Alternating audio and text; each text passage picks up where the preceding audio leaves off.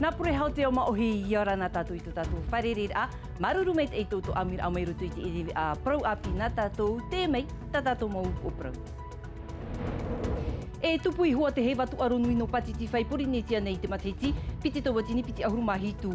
Te reo te i o te tomi te tia au nei te prau no te e mo hautir au te i vovau mai i te puahur au tāna mau te rehi opo ai te mo tau atu aro i te ie taper amhana nei. Te tautira live e rawe ano te whaoraurai te i mat ein ano te iarapu hiti i au te rā, rawe hei mau hohor a tuhi af anana ter au te tarena hia i te roar a no te ie hop ea hepe toma nei. E no te whaahoperoar ai tine ve ana tātou homa e hariat o tātou i arue i te nohor a o eri greset a tā arawe hiro tui te huparima i e i te mei oto wariro rua tuna whare mai te tei whare manahara te huru no te raur a o te motau a nehen he mau.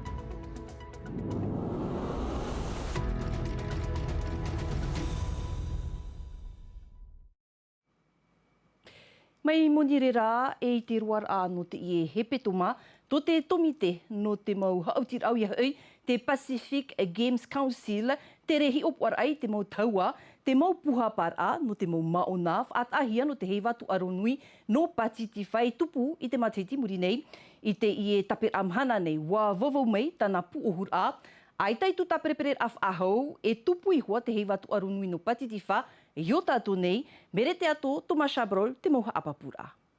Ei te ho e parau, nā roto me te mo pretitini o te mau tomite hei watu aro.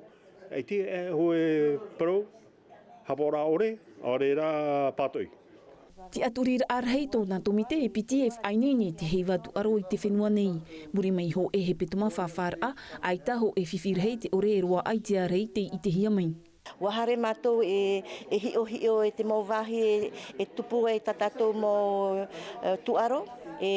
Wa apro mātou, wa maruru rato, wa iti rato e te hone mātou, e neine hoa mātou no te e mateti i muri. Te utar a, te whatamar a, e te puhapar a, nā pauwhau a i toru te ie i atupu maite, te hei watu aro. Te pēmito mātou, te meitei o te taatatu aro. Trat wha. Matamu aro. Ia tō mātou, tō rato. Ia hui rato tō rato whenua, nā roto i te oa i te meitei. E te parau meitei no tātou. I te awe no māti matahiti piti tautini piti ahuru mahitu, e tupu ahau te wharerir aro tupu te tomite whanau te hei watu aro no patiti wha o te whenua e te mau eiwan a no te rai te ratu aro. Hei tōna pēhi nā roto i te ho e propia te whaahapa nei te tawini huir atira i te whaaterir ahau whenua no te tere o te mupatur a, ti tauhia no te whaari i te mau hautir au te hei watu aro nui no patiti wha. Waf ai te atu o te pupu i tōna man au peapea a whautiro ai te PGC i a ore te i mo tataur ai tupu i o tātou nei, e ini ai te parau no te tapura haamau ar af atahia no te i tapura uhipa, wa haapapu te perektini no te apura arhei, o tōni Jeros te i wharerei te PGC i te mahana torura, e wa haamana e ana hia te reira e tarahui e erero atu na te tapura wharawer a numera toru e amo te reira mai tā te perektini no te hau whenua e whaahiti noa nei i te parau. E muri mai i te whaitir ahia nā taipe e piti no te he watu aro nui no patiti wha o iahoi o Arawa e o Toa Tini, te whainene atu ahia ra te himene ai a himene e whaotohi ai te iepo e o te apurorohi ai roto i te mo awhtaratio e te awhtatiata haapapura a Juliano Tautuini ai te mo hohoa a Nicola Perez. Au-delà du sport, ho e a mana, te ua iei mai te hia no te himene ai a. Himene e taho e rei te parau no te hewa tuaro nui e tupu i o tātou nei.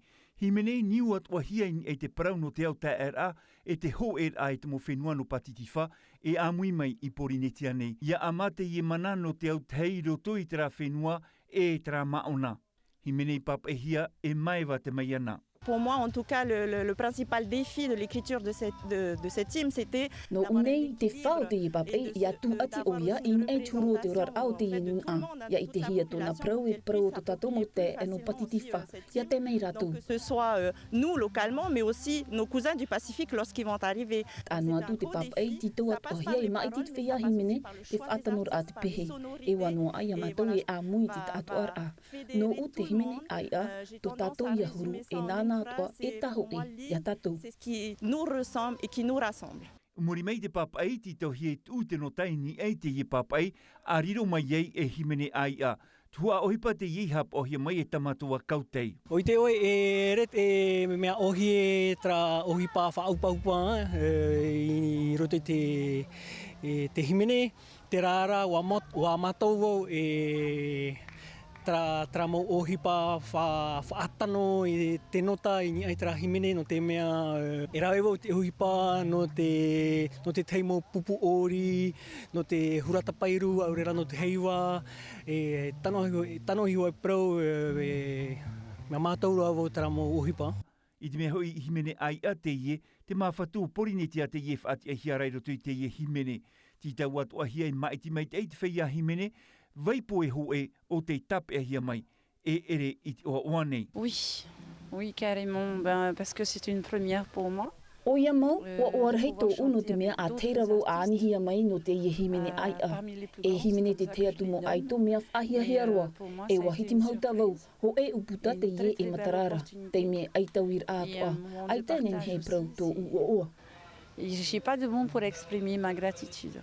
O ia mau e oarahei, te oarahei roi no ia mate te vo tra mo tata te haere me himene, e himene ini ai tau mo puhe, oarahei roi te oarahei roi no u. I te po tātou i whaan o mai e te himene ai wha utohia i mua i te taatuar a, himene o tātou e nenhe e tāmau a au, hou a tupu e te hei watuaro nui o tātou e te wahi pāpū, a purorohia te himene ini ai te mau awhataratio, e i roto atu ai na awhatatea taipiti. O ia mau himene ai au te haapururuhia i o tā oto i whanau mai ni ai te taua Facebook a Tino TV i te ira ai hua a pōnei.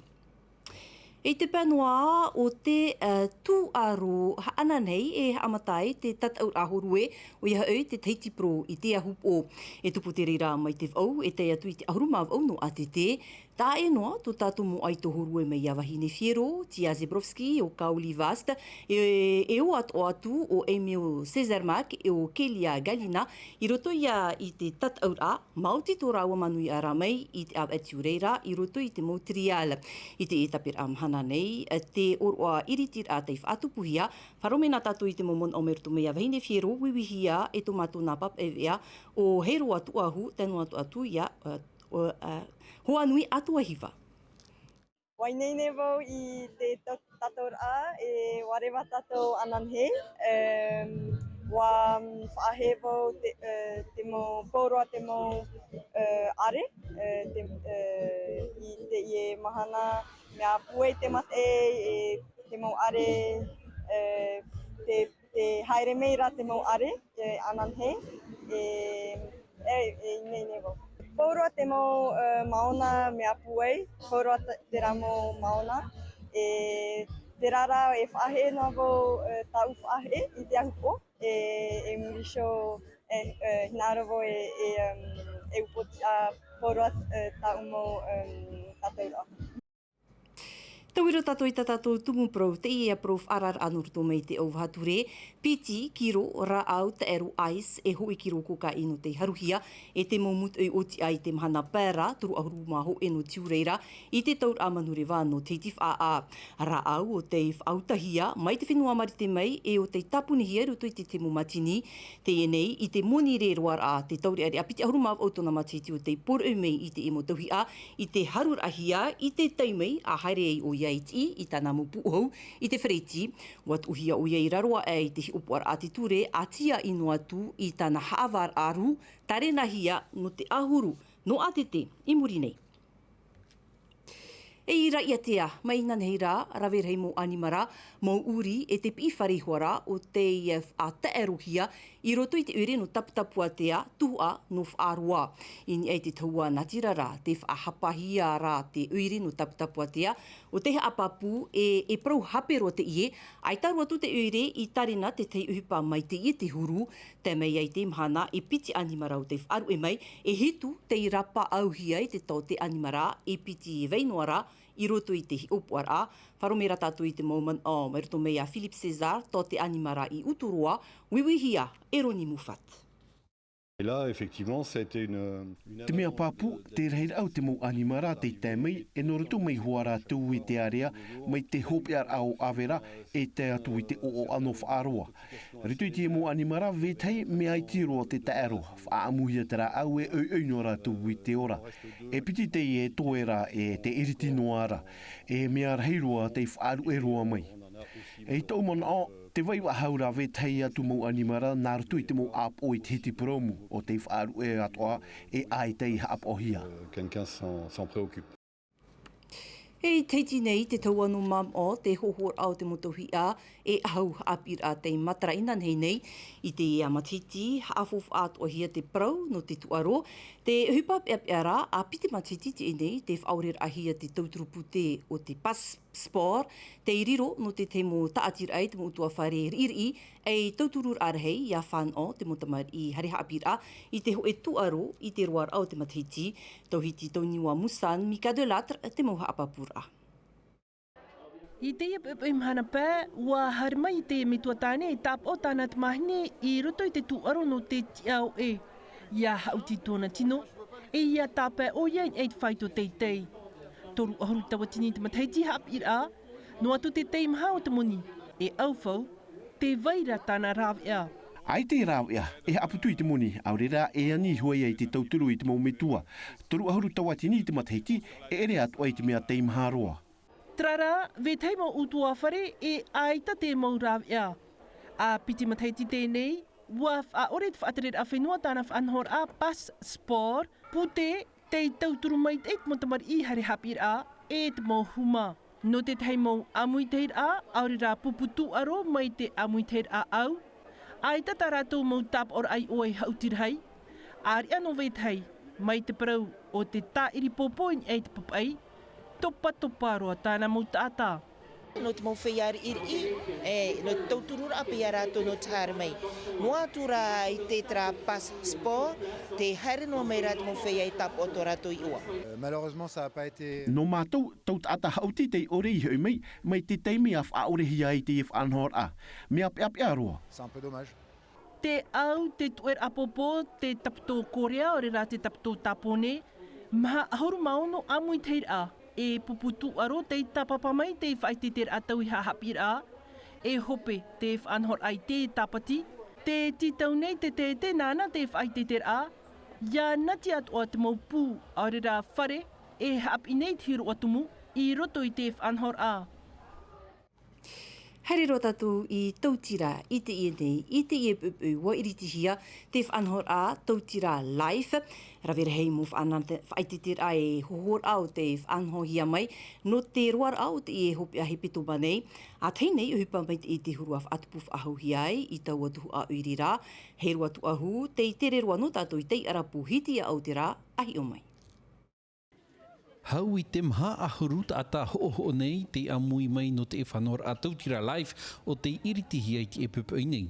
Te mau ahau, te mau tiare, te mau piru e te vai atura te mau tahu o te whaitei te hia nei. Wa amui ato mai te tei mo te ho'opere o ho'opoti e te tei whare toara hei o te ho nei i te mau tahu ano te tāmai te aua. Rawea te ie no te whawhan o te reira i te nuna ano tautira. Me o awar hei ano nalo tautira i te rato we o tauiri pai te whanhora rato ere ia o awar hei rato au no newe whaati mea rei tareira no tautira nei mea rei ai nei tautira nei wera hoe pipi hamwe. I roto pui te mau manihini wa amu atu o mai o te mata i lugai o te itere romai no tōna ta amur a e te ie oire no tautira. E nā roto i te teimo whanhora a mei te huru paurua te hepetoma, chope ara hepetoma. E whanhor apa te i no te ana-anata ia nenhe rātou e prau i rito i tō rātou whiru i rā. Mea maita i ahu i rivo i rito i tō nei mata ina a, orera me maita i a e ti ora rā i rito i tō nei mata ina. I raro e te mau whare i e waha amata te mau ho'oho o rā, na hoar hei o te tapaparoa mai. Te vera hoi a tahare me hi-o, te vera e prau e i, ho e ahia e hope ei, pahono hoi e mato tapati, a e hui me, pene e hui me rato ananhe. E hope e peto mai pau. E te aturi papu nei e me te peo e pau e te mahana, mea tēnā. Wa tapapato a mai o Lucy no te hio I te mo tāua e whaite te hia nei e no te hooro atu. Te wete te prata te matau, e mahana e matau o e hio na e pra au te whai tōmuni, tano no. Trat me o rot mo tarifa muni. Tarifa muni me tano. E repe me muni rehi roa. Anan hei pepei e whaatupuhia te tataur atu aro maohi, te tataur atau tei, e whanau atoa mai te nun a I te hautia te pupu ori whaatutira e te himenea te pupu tamar I tautira, anan hei pō, hopero atu e te e whanau a tapati. Nā hea I te awhowha I te mom a tumu no te whenua nei, te tei a whāteie o te whai teiter a tupuhia, whaapu pihia Teken Bio-Pacific o te iritihia I tona uputaina nei I mo orea. No te ef anhor a tupuhia no te teimi matamuarua o te prauia no te hamanira I te maa ma te whauhupa I te mohotu no te whenua, te whaatianianihia, ia ananate atua te taata I te amu I tatato nei mau maa, tumu pro te I tawirihia e veitiare perer, hurihia mai e tomato ne pap ea o mere te ato ahi o mai. Les hommes qui chaque jour choisissent de produire localement malgré les contraintes. Votre engagement est essentiel. Haafaufa te mo maa tumu o te whenua a mait e te whaapur a nāruto I te mo rawi a api. Toro mahana te moro e ruru te whia whaapu e te mo aiwan a no te a mai te ira te ohipa whaapu. Te tumu praurahei te mahana te tapiha ar aia I te maa. Hamane ne tātou I te mo pata mona, ti tauhiara e whānau te mo rawer a whainenir a tano. Ia ore ia ino vave, te vai nei te pape paari mona, te haafouf ar aia I te mo maatumu, nā hea I te haamait ai te mo maa. Pour valoriser ce produit. Te whao te I wharereira o te tauturur aia, I te whia whaapu, I te tapiha ar a, I te teitua o tarato mo maa. L'acte de production. Te whaapura te tua mata mua noa te reira. Il y a un deuxième acte. Te weira te piti o te haafof arwar aia te I maumaa o te tapiha or am aia. E te reira e ere noa te mo teie te rawe, na te tata whaapu atuara e rawero. La valeur ajoutée, elle doit revenir aussi à l'agriculteur. Te tūtawar a, whanha te mo tāpura whainenir am a api, ma te whaahuipa te mo maa atumu. Te whahoroa te hia ai e amu I tatatou mo maa o te whenua. Il faut créer des nouveaux produits appétants. Ti tauhia e hamani te mo maa a whainene api hia no te whaatuputina aro I rutu I te tata e amu I tatatou mo maa. Ia ore e whiu rātou, e ita te taro te whei e amu rehei hia. No reira, ti tauhia e taui te huru whainenir a I te e mo maa. Mai te hamanir ai te spaghetti, te gnocchi, ma amu rehei hia nei e te tata. Dans des produits un peu transformés comme des pâtes, des gnocchis, des duchesses, des nouveaux produits un peu plus appétants. E muri, piti mhana whaatahia no te whiaf a apu e te mo eiwan a. Anan hei, e matara te e whaititir a I te mo huru, tata atoa. E hou tātou ata e roa tuei, hiu mena tātou homa I te pro o Eric Gressi. Ata arawehi te I roto I te huparima I, te nan or ai te of ai te raau, te hi o, I roto atu ai te pēni e te tatau, warau toru a tāna e haanei, I te tuhu a urino arue o ia e rawe ei, tāna hupa, te mahana, wariroro atu na whare, mai te tei whare manahara te huru, o taroni mufat I matet e meno tātou. I o nei, I te tuhamata in ano arue o Eric Gressi e horo ai te ora I tāna moe ara. Mai te tareir ara au, te nan aur a of ai te peini e te vei atua ai te e otia I te tona arawehi. J'ai un don. Et c'est instinctif, c'est-à-dire je passe du doigt. E o tā u e te awa e whaohipai te penitara, ta u manimani te tipi, te hamara te naero, ai tawu I hapi hia. Ai tātou awau I au I te penira hoho ai te whare hapi a. Je n'aimais même pas le dessin quand j'étais jeune.